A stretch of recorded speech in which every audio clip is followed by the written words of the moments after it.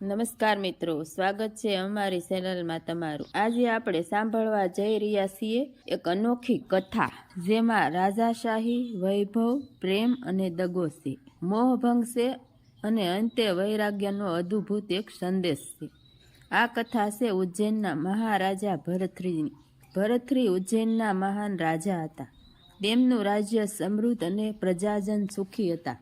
રાજમહેલ ખૂબ વૈભવી ભરેલો, સૈનિકો શૂરવીર અને પ્રજાના રાજને ખૂબ પ્રેમ કરતા હતા। ભરથરી રાજા પણ સત્યપ્રિય અને ન્યાયી હતા। તેમની રાણીનું નામ હતું પિંગળા, જેને રાજા અત્યંત પ્રેમ કરતા હતા।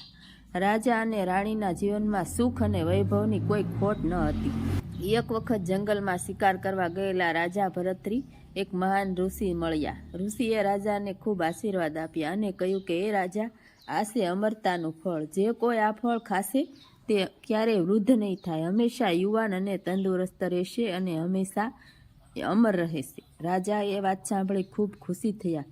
તેમને લાગ્યું કે પોતાની પ્રિય રાણી પિંગળાને આ ફળ આપવું જોઈએ, તેથી હંમેશા તે સુંદર અને યુવાન રહે। ભરથરી રાજાએ નક્કી કર્યું।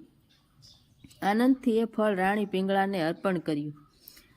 પણ રાણી પિંગળા તો મનથી રાજા પ્રત્યે વફાદાર ન હતી। તેનું હૃદય બીજા પર આકર્ષિત હતું। તેણે એ અમર ફળ પોતાના પ્રેમીને આપી દીધું। તેના પ્રેમીએ પણ કોઈ બીજી નૃત્ય ગાનાને એ ફળ અર્પણ કરી દીધું। અંતે એવું થયું કે આ ફળ ચક્ર ફર્યા ફર્યા પાછું ફરી રાજા ભરથરી સુધી પહોંચી ગયું। જ્યારે આ સત્ય બહાર આવ્યું ત્યારે રાજાનું હૃદય તૂટી પડ્યું। જેમને રાણી પર અતિશય પ્રેમ હતો, એ જ રાણીના દગાથી રાજા ખૂબ દુઃખી થઈ ગયા।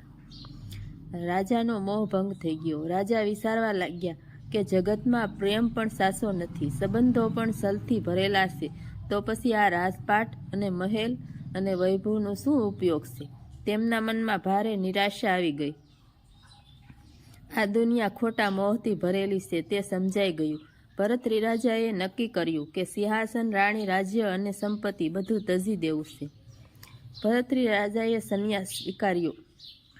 તેમણે યોગી વેશ ધારણ કર્યો અને ભક્તિનો માર્ગ અપનાવ્યો। લોકો તેમને ભરથરીનાથ તરીકે ઓળખવા લાગ્યા। તેમણે વૈરાગ્યનો ભજનો રચ્યા, ગીતો ગાયા અને લોકજીવનનો સંદેશ આપ્યો કે જગતમાં કાંઈ શાશ્વત નથી। પ્રેમ, મોહ, વૈભવ બધું ક્ષણિક છે। સાચો આનંદ જે ઈશ્વરની ભક્તિ અને વૈરાગ્યમાં જ છે। આ રીતે ઉજ્જૈનના મહાન રાજા ભરથરી એક રાજાથી વૈરાગ યોગી બની ગયા। આજે ગામડામાં લોકો તેના વૈરાગ્યના ગીતો ગાય છે, જે આપણને યાદ આવે છે કે જગતમાં બધું નાશવંત છે, માત્ર ઈશ્વરનું નામ જ અખંડ છે। તો મિત્રો, આ હતી ભરથરી રાજાની વાર્તા। જો તમને આ કથા ગમી હોય તો વિડીયોને લાઈક કરજો, શેર કરજો અને અમારી ચેનલને સબસ્ક્રાઈબ કરવાનું ન ભૂલશો। ધન્યવાદ। ફરી મળશું એક નવી વાર્તા સાથે। આભાર તમારો। જય શ્રી કૃષ્ણ।